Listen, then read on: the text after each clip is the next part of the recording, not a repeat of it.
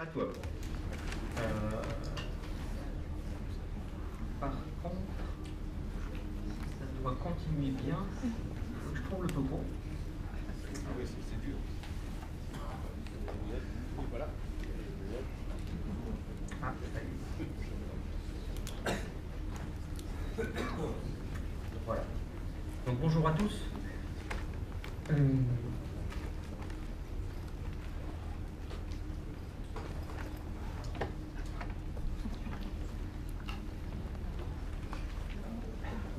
Merci. Je t'appelle une censure. Donc les accidents cardiovasculaires et le sport, c'est évidemment dans le cadre de la rédaction du certificat de non-contre-indication la chose qu'on redoute toujours, à la fois pour notre patient et puis pour nous aussi sur le plan médico-légal, que la particularité française est que les médecins sont appelés à délivrer donc ce type de certificat, ce qui n'est pas le cas dans la plupart des pays européens et en Amérique du Nord non plus. Alors, les accidents cardiovasculaires, il y a des choses que l'on sait à peu près maintenant, et puis on va voir aussi certains domaines où on est toujours assez ignorant. Qu'est-ce qu'on sait? On sait globalement à peu près que, grâce à certaines enquêtes qui ont été menées ces dernières années, il y a 1300 à 1500 décès qui surviennent en métropole pendant la pratique sportive. On sait aussi qu'il y a à peu près 1500 à 1500 infarctus non mortels qui surviennent toujours en France métropolitaine pendant cette pratique sportive. Donc on est quand même à plus de 3000 accidents sévères, mortels ou non.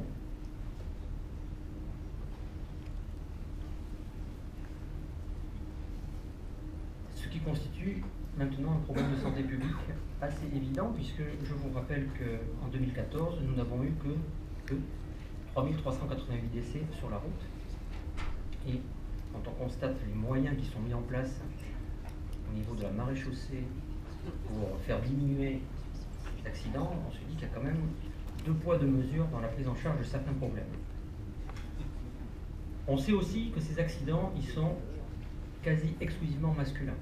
Là, je vous ai mis en référence les deux derniers papiers avec d'envergure qui sont sortis dans la littérature, qui retrouvent donc une prédominance masculine extrêmement forte. Les femmes sont très peu concernées par les accidents cardiovasculaires. Les hommes donc meurent beaucoup plus, font beaucoup plus d'accidents. Ce que l'on sait aussi, c'est que globalement, les problèmes commencent à partir de la trentaine. Même si auparavant, il y a quand même déjà des dégâts, mais vous voyez que ici vous avez en gris donc les infarctus non mortels et en noir les infarctus mortels. Et dans ce papier qu'avait donc réalisé le CCS il y a quelques années, une enquête prospective, on avait donc une prévalence qui augmente très fortement à partir de 30 ans et jusqu'à 60-65 ans. Ça a été confirmé par l'enquête INSERM qui a été publiée 2 ans plus tard, avec toujours, là ce n'était que les morts subites qui étaient corrigées, pas les infarctus. Et vous voyez encore une fois qu'à partir de 30-35 ans, ça monte en flèche et ça dure évidemment jusqu'à 60 ans. Ensuite, ça diminue, pas parce qu'on est tous protégés, mais tout simplement parce que la population sportive dans ces tranches d'âge devient beaucoup plus faible.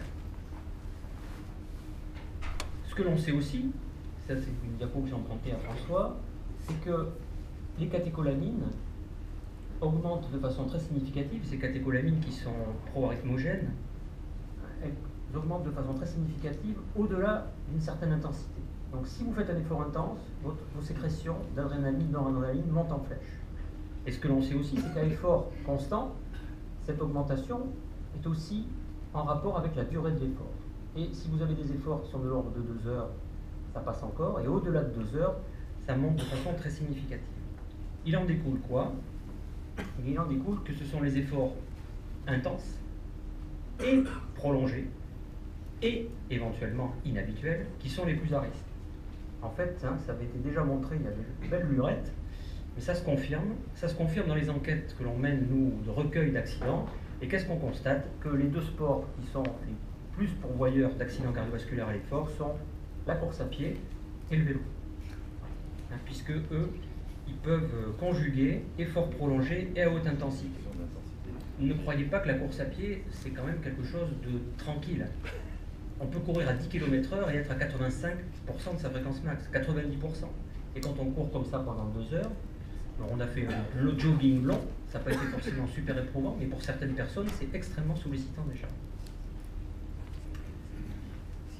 Ce que l'on ignore, par contre, il y a 3 points essentiels sur lesquels il y a d'énormes progrès à faire. La part respective des étiologies dans la population de moins de 35 ans, on va y revenir. Les mécanismes intimes dans la cause des accidents coronariens survenant l'effort, et puis l'importance du dopage. On en a eu une petite ébauche avec le topo de Jean tout à l'heure. Alors si vous assistez à des topos sur les accidents cardiovasculaires et le sport, assez régulièrement, pour ne pas dire très régulièrement, vous avez droit à cette diapo. Voilà. Cette diapo qui est quand même un peu le fruit de la pensée unique, et sur laquelle je crois qu'il serait bon quand même de revenir. Parce que cette diapo, c'est M. Mayron, donc américain, qui l'a publié il y a de longues années, et qui prétend que chez les moins de 35 ans, c'est la cardiopathie hypertrophique qui est la première cause de mortalité. Alors, on a l'impression quand même qu'il faut changer de discours. Pourquoi? Parce que les faits sont têtus. Et que quand on regarde les cardiopathies hypertrophiques, chez Mayron, effectivement, c'est la cause numéro 1, mais dans un même pays, aux États-Unis, une autre enquête qui avait été menée au sein de l'armée, on ne retrouve la cardiopathie hypertrophique que comme 3e cause, avec une prévalence, vous voyez, qui est de l'ordre de moitié. Et puis dans d'autres pays, c'est encore beaucoup moins, en Italie, et sur une enquête austro-germano-suisse. Si on reprend les 4 derniers travaux, donc on a colligé, qui sont avec des études autopsiques menées en Europe et pas aux États-Unis, vous voyez, c'est donc 174 décès, et on constate que finalement, la CMH n'arrive qu'en 5e position, très loin derrière la dysplasie anomalescente coronaire, et surtout, et déjà, la coronaropathie.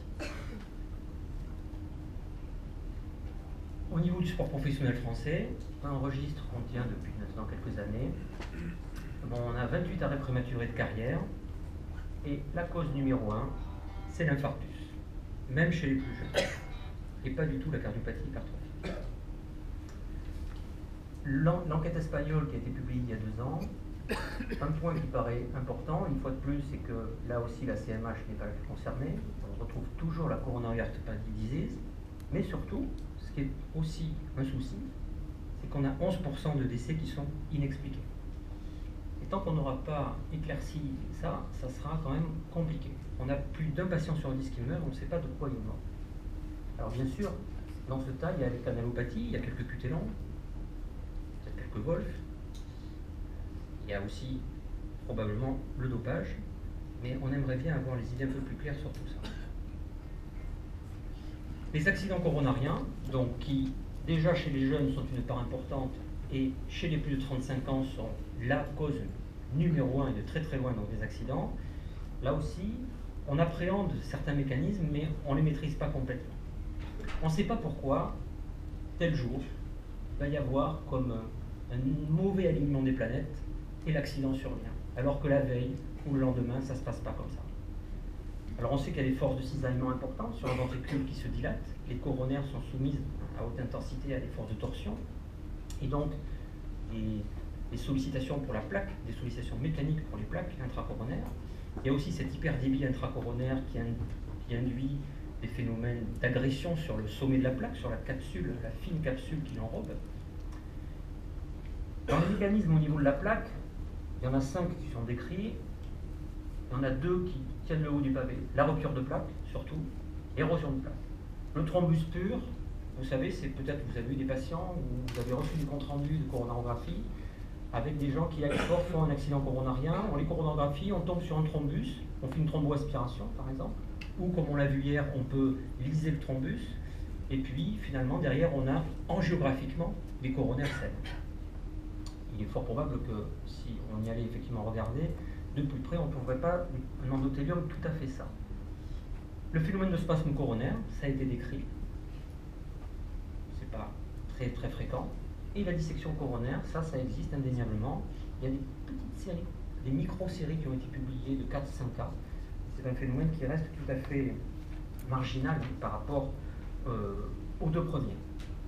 Et puis tout ça se déroule dans un contexte pro-inflammatoire, pro-thrombotique, et comme on l'a vu hier, avec une hypercoagulabilité, une hyperagrégabilité qui est souvent résistante à nos antiagrégants que sont l'aspirine, Plavix et autres, et hypercatécholergique. Donc il y a un cocktail effectivement qui fait qu'un jour, l'accident va se dérouler.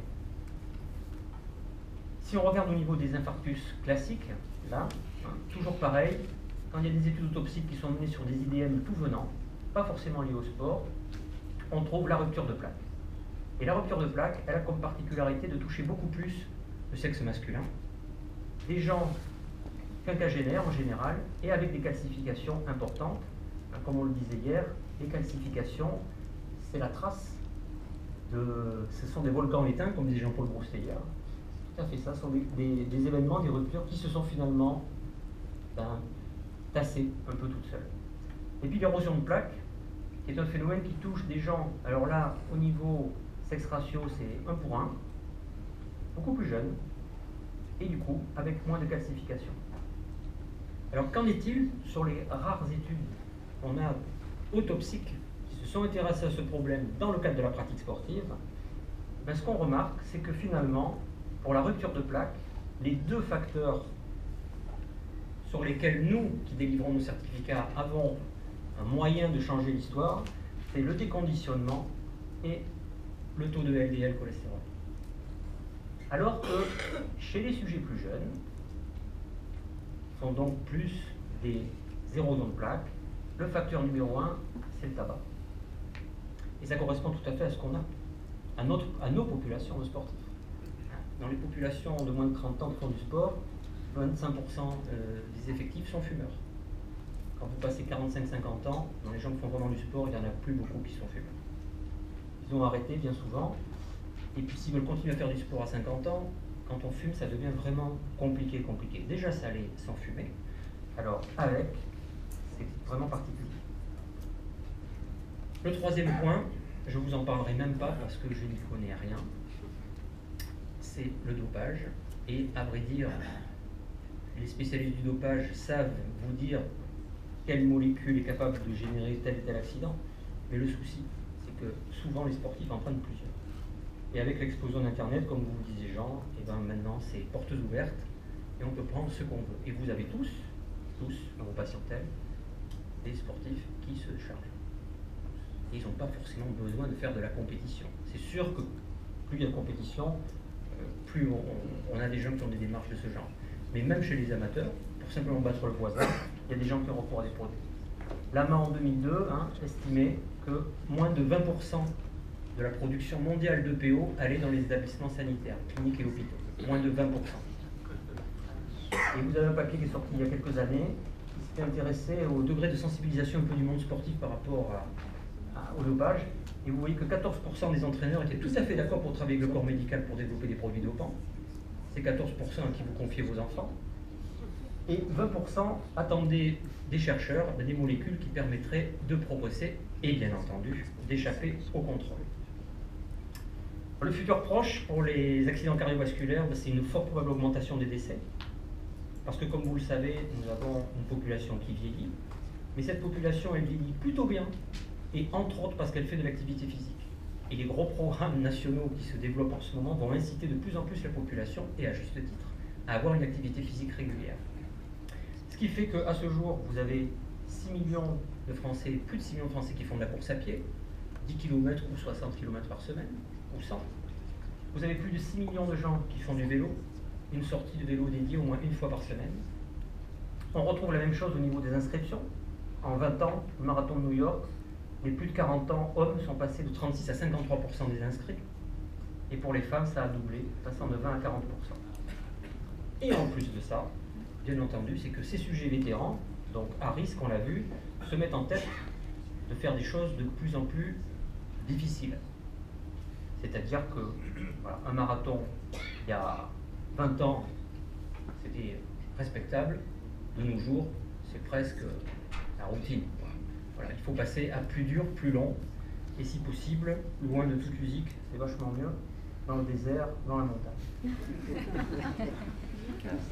Toujours est-il que ces 4 auteurs, qui sont des gens qui publient beaucoup ces temps-ci dans la cardiologie du sport, l'an dernier dans le British Journal, disaient qu'il était fort probable effectivement que depuis 20 ans, le problème de la mort subite à l'effort avait été mal évalué, sous-estimé, et que ça avait donc du coup nui à la mise en place d'une approche plus fine des choses et d'une stratégie de dépistage et de prévention plus efficace. À ce jour, qu'est-ce qu'on peut vous proposer à vous tous qui êtes amenés à rencontrer des sportifs dans votre pratique quotidienne et à signer des certificats? C'est d'essayer de mettre en place quand même une prévention efficace. Pour ça, il faut qu'elle soit quand même ciblée. Pour qu'elle soit ciblée, vous l'avez bien compris, la priorité sont les hommes. Donc les bilans à faire pour essayer d'évaluer le risque cardiovasculaire, c'est quand même essentiellement les hommes, puisqu'ils sont les pauvres, quasiment les seuls à payer le prix lourd. Chez les moins de 35 ans, François va vous en parler, l'électrocardiogramme de repos est très intéressant dans la mesure où il permet quand même de dépister pas mal de cardiopathies génétiques, même si on a vu que ces cardiopathies génétiques n'étaient pas forcément aussi importantes qu'eux, mais enfin. Et puis les faire arrêter de fumer, voilà, ceux qui fument, parce que ça c'est vraiment important. Et si on peut aussi quand même leur toucher un mot par rapport au dopage, même si bien entendu ils jurent toujours leur grand Dieu qu'ils n'en prennent pas, c'est quand même dans cette population qu'on trouve le plus de gens qui arrêtent. Pour les plus de 35 ans, c'est un bilan cardiologique à ce moment-là, vrai, qui inclura éventuellement une épreuve d'effort en fonction du niveau de risque et le contrôle des facteurs de risque, important, et notamment de ce LDL cholestérol. Je vous rappelle que dans les recos américaines, on l'a vu hier encore, les recos loisirs américaines, c'est 1,30 g, le seuil fixé pour être considéré comme un facteur de risque en termes de dyslipidémie.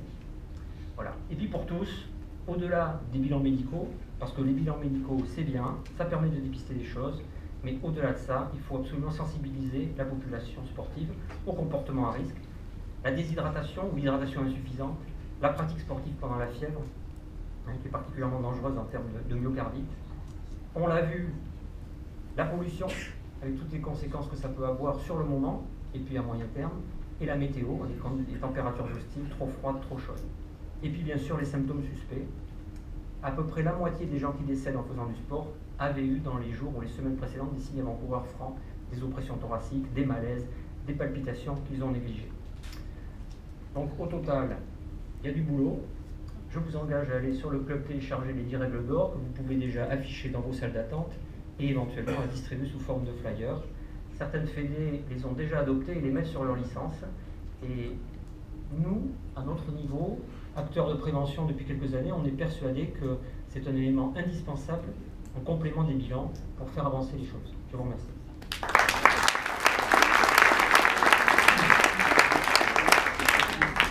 Merci beaucoup. Donc nous avons la place à beaucoup de questions. Je sensibilise la salle au travail qu'a fait Laurent, qu'a initié, qui a été repris par des grandes études. Il nous a